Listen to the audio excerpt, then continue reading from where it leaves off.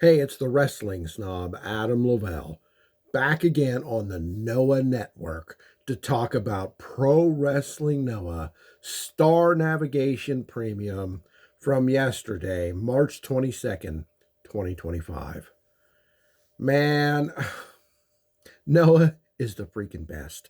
Of course, I'm going to put it over. I'm draped in gear that screams, I am Noah. I I love professional wrestling. I absolutely love it. But because I love it so much, there's always something that tests my limits, that annoys me, that frustrates me. That's why I'm called the wrestling snob, because I look down my nose at stuff in wrestling that saddens and disappoints me. That's why I need and embrace pro wrestling Noah, because 9 times out of 10, they have nothing that disappoints me. Now, they have a comedy guy, wasn't on this show. Love it. Thank you, Pro Wrestling Noah, for that. I'm talking about Bach Mansoure. Uh, just not interested in the guy. I don't begrudge him making a living. I don't hate him, but I don't want to see matches like that. I want to see matches like these. What matches am I talking about? Let's jump into them. Folks, the pre-show match, Daiki Odashima and Kazuyuki Fujita took on Bryce Hansen and Null. Null's a little bit of a weird name, but the guy is huge. He's like 6'8", 6'9", something like that. He's pushing 7 feet tall. And Bryce Hansen, this kid reminds me of an Anderson. I mean, am I saying he's as good as Arn Anderson or Ole or Gene? No.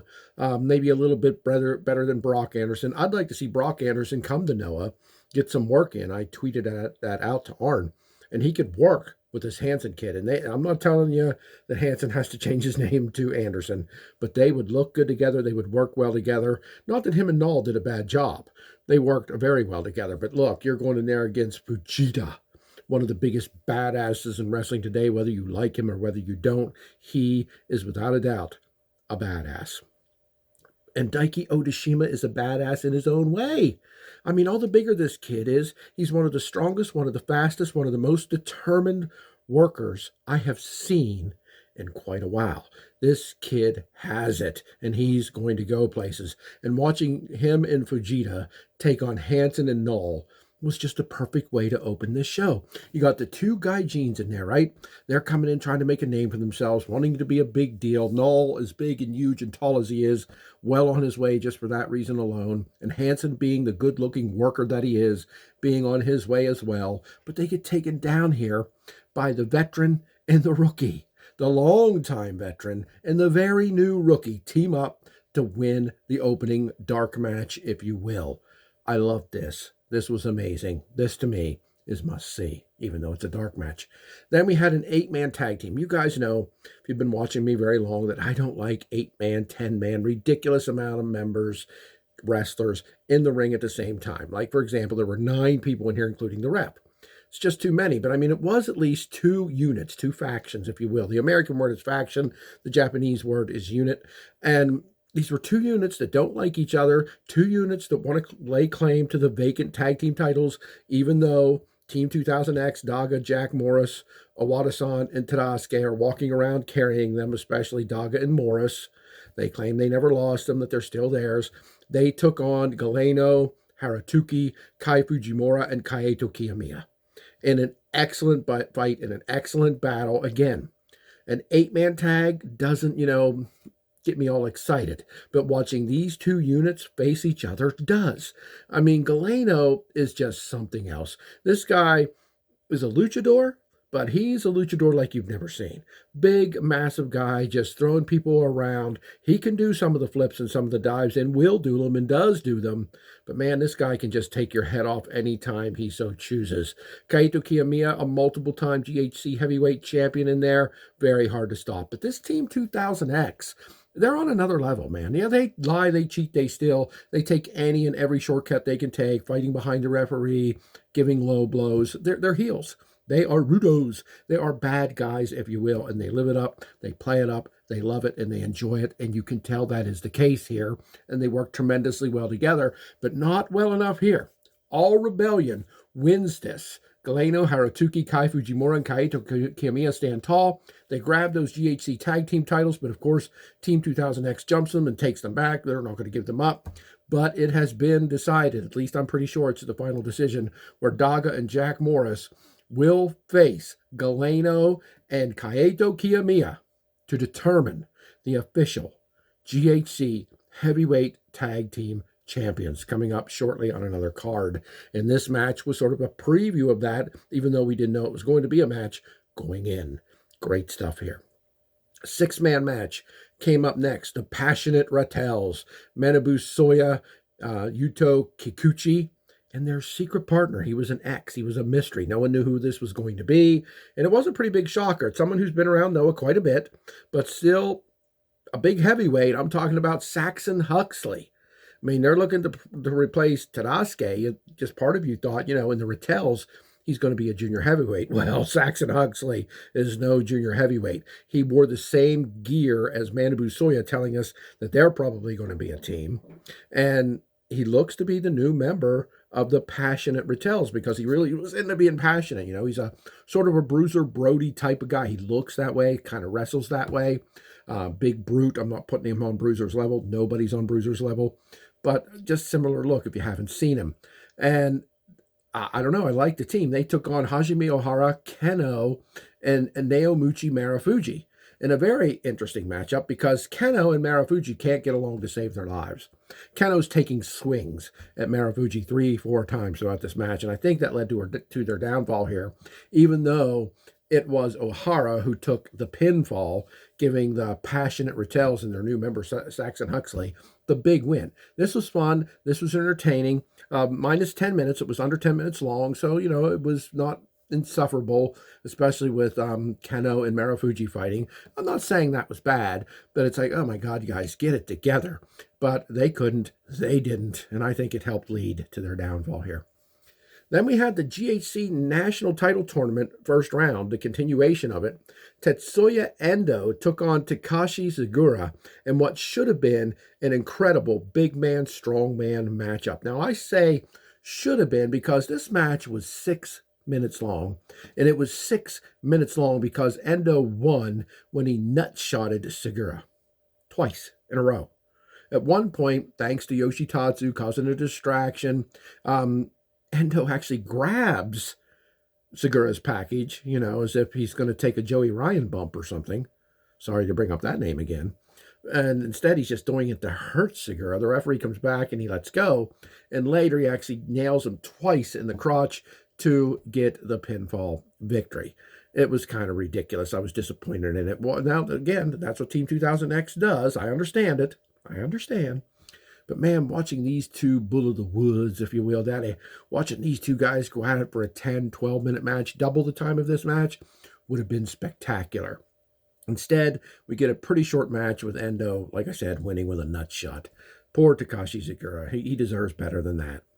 Then we had another singles match. We saw Kenta, the newly signed, back to just Noah. Not that he can't work anywhere else, but, he's signed to a Noah contract, taking on the amazing Ulka Sasaki. Now, like Mark and Stu on English Commentary pointed out, and boys, Mark and Stu, I thank you on Twitter every time I can. You guys are a treasure. You guys make Noah even better. Every time I hear your voices ring out on a show, I could jump up out of my chair and celebrate, because you are going to tell the stories of these matches like no one else can. Mark and Stu, Mark Pickering and Stu Fulton, are two of the best commentators in wrestling today. I would throw Caprice Coleman up there with them. Because when you can tell the story of a match, and I'm not talking the stories everybody talks about in wrestling, I'm talking about when you can tell me who these wrestlers are, what they're about, what their records are, where they came from, sometimes how they grew up, all kinds of amazing, detailed information. It leads a person to fall in love with these wrestlers even more than you already have. They do an incredible job. They did it here. They did it in every match. But Kenta, telling the story of Kenta, his return, his desire to be on top of pro wrestling Noah again as he once was, and Ulka Sasaki sort of not being in a downward spin, but sort of being taken aback by his loss to Nakamura when he came over from the WWE, when he was the U.S. champion in the New Year's show and took out Ulka Sasaki. He's sort of been misguided, doesn't know what to do, doesn't know where to go, but boy, he came back in this match. No, he didn't win it. Kenta stands tall at the end with the GTS, the go to sleep, and the man who invented the move, by the way, if you don't know that. He wins, but Ulka Sasaki was the best I have seen him in a long time, maybe ever. And it actually leads to a big deal at the end of this show, we'll talk about. But Kenta wins, deservingly so, in my opinion. But Ulka Sasaki looked like the man he once was, and maybe even better. He's getting back on the road to going places. He's a former national champion. Then we had another championship match. The GHC Junior Heavyweight Tag Team titles were on the line as the tournament winners. The Junior Tag League tournament winners, Asuka and Junta Miyawaki, took on Passionate Ratels, Hayata and Yohei, multiple time Junior Tag Team champions and the current Junior Tag Team champions, in a terrific, very fast-paced, but believable, hard-hitting, brutal Junior Tag Challenge match. And it was all over the place, with both teams looking like the best in the world, as both teams are. And this junior division, Noah's junior division, since its creation by Misawa years ago, right around 2000, I believe, right? The junior tag and singles division has always been one of, if not the best junior division in all of pro wrestling. And boy, you could see this here. You could tell that Hayata and Yohei wanted to hold on to these titles, but just a little bit more. Asuka and Junta Miyawaki wanted to win them, and win them they did when Junta pins Yohei. It was just terrific. It was emotional. Yohei raised the hand of Junta Miyawaki in great sportsmanship and wished him well and told him to keep being who he is. And hopefully he does, because this was terrific. And we have the new junior tag team champions, Asuka and Junta Miyawaki, in a must-see tag team match. Then we had the GHC Junior Heavyweight title, the singles Junior Heavyweight title. One of the best junior champions, one of the best junior wrestlers on God's green earth, Eita, the current GHC Junior Heavyweight champion, taking on Alejandro, possibly the most improved wrestler in Pro Wrestling Noah over the last several years. This kid, a masked guy, lucha style, that's the word I was trying to grab, lucha style guy, worked in Mexico, I believe, but born and bred Pro Wrestling Noah, has been remarkably improved. He has beaten Segura in a couple of matches, tag team matches, multi-tag team matches, but still incredible work, because he's much smaller and way less experienced. He has been on a roll. He has looked like $1 million. But Eita, this was a good match. This was about 11 minutes long. Went back and forth. There were a couple close calls, a couple near falls that you thought Alejandro had it. But no, nobody's beaten Eita anytime soon. I don't think. He's in another world. He's extremely over. Bad guy, good guy. Doesn't seem to matter with Eita. The Noah crowds are always, Eita, Eita. Now, Alejandro's over too, don't get me wrong. But Eita has been over for years. I've been watching Noah for, I think this is my 10th year. And he's incredible, and the crowds love him no matter what he does, no matter what unit he's in, no matter the stunts he pulls. And he's not definitely a big-time rule breaker, but he will if he feels like he needs to. But he won this clean, flat out, over Alejandro in another must-see matchup that shows us why Noah has the best junior division in the world, and has since its creation. And Eita stands atop of it. Afterwards, Eita challenges, and this is a big one, okay? He challenges the brother of Alejandro, which is a big deal. That's Kai Fujimura. It's a big deal because that's never been said out loud on Noah broadcast, as much as my knowledge, and Stu and Mark confirmed this. So this is Eita just putting out to the world, hey, I want to challenge your brother now. It was known by wrestling fans. It's not a deep secret. It was like, whoa, oh my God. But it was never really officially announced on Noah television, on Noah social media. They never really acknowledged that. Eita just throws it out there. I want your brother next. Get him in the ring with me, Kai Fujimura. And Kai Fujimura is pretty upset by this and gets in his face and says, that's fine. I want the next shot. And that's who we're going to see next for the Junior Heavyweight Championship. Should be something special. And finally, folks, it was time for the main event. The GHC Heavyweight Championship match that saw the champion, Ozawa, the most over guy that Pro Wrestling Noah has had in some time. Now, I'm not going to lie, I was a detractor of Ozawa at the beginning. I didn't get it, all right? I'll admit it, flat out. I'm looking at some notes here, forgive me. I'll admit that I didn't get it. And I didn't get it because I didn't realize what was going on. I mean, I didn't get it because I watched it and I'm like, what is this about? Why is this guy picking his nose and doing the Hindu squats and doing other exercises? I found it to be corny and goofy. Then I had to look in. I should have known this. I know the dojo system, but I don't know it deeply. I've never read any of the books about it or anything like that.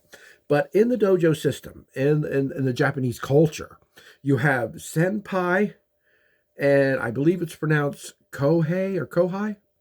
I'm not sure if it's kohei or kohai, but senpai is a senior, is somebody who is older, more experienced, teacher, master, if you will, right? And kohai is the junior, the learner, the one who is being instructed and led along the way by the senpai. So for a kohai, forgive me if I don't know which it is. I hate myself for that. But all of a sudden doesn't want to listen to his senpai. Doesn't want to follow the rules. Doesn't want to, feels that this is a joke. You know, he's doing the Hindu squats. He's like, how does this make me a better wrestler? He's doing the crunches. How does this make me a better wrestler? Because randomly, they will just be told to do exercises as punishment. Do 500 Hindu squats for not doing that move correctly, or for not washing your gear, or for any number of things, right? And what Ozawa is doing is thumbing his nose, literally picking his nose and wiping it on people, being as disrespectful as he could. I used to see it as like, is he trying to be a bushwhacker? Why is he trying to be a clown? I don't get this. I didn't get it. I didn't grasp or even think about the Japanese culture of senpai and kohai. And that's what they're doing here. The kohai, Ozawa, is really flipping off, telling the senpai where they can go, that he doesn't care about their culture, that he doesn't care about how things are done. He'll do things his way. And he's proven his way works by winning the prestigious GHC Heavyweight Championship. And he's beating everybody that's thrown at him. And he beat Masa Kitamiya on this show. Masa Kitamiya tore him apart. Masa Kitamiya is always an incredible contender right there on the edge. Always the bridesmaid, never the bride, though. He never wins the title. Sort of bugs me a little bit, even though I know they got to keep this title on Ozawa. Ozawa is selling tickets. Ozawa is in a major heel stable, and the crowds are chanting his name because he's charismatic, because he's interesting, because he engages every one of your senses, because you can't look away when he's in the ring. You can't. You want to see what he's going to do next. The closest thing I can compare this to is when Los Ingobernables de Japón first started.